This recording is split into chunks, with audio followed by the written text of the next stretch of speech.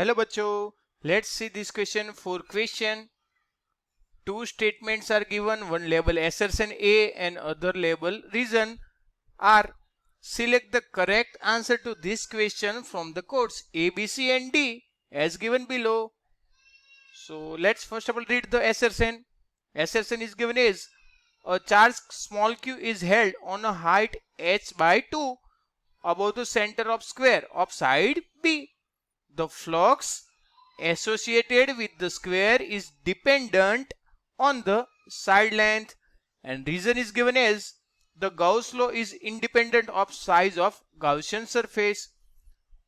So हमारे लिए की कंसेप्ट क्या है? हमारे लिए की concept is Gauss law. Gauss law भी बोलते हैं कई लोग.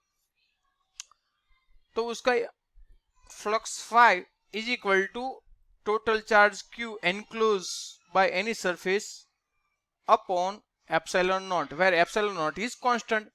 तो जैसे भी एसर्शन में दिया गया कि कोई स्क्वायर है हमारे पास, let's draw simple square and in between from the centre height h by 2. चलो यहां हाइट h by 2 कंसीडर कर ले. यहां पर कोई चार्ज q को होल्ड किया गया है और उसकी साइड जो है वो है small b. Now the flux associated with the square is dependent on the side length, यानी कि फ्लक्स जो है यहाँ का स्क्वायर का वो इस साइड पर की लेंथ पर डिपेंड कर रहा है, वैसा दिया गया सेशन में.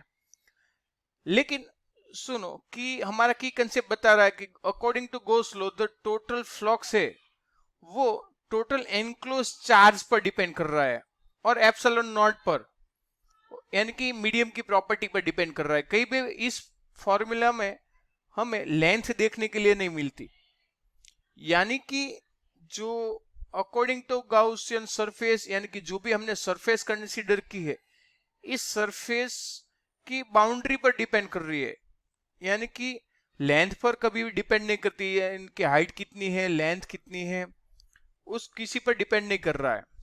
सो according to Gauss law the flux is only dependent on total charge enclosed by any surface and epsilon naught, not by its length.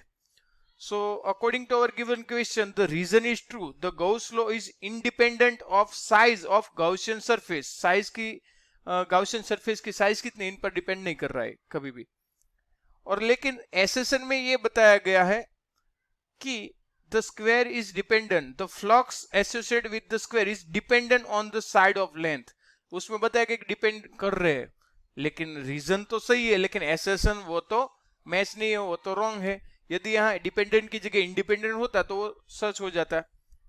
तो यहाँ पर हमारा रीजन सही है लेकिन एसेशन रॉन्ग है, तो हमारे लिए बेस्ट मैचिंग ऑप्शन है ऑप्शन सी.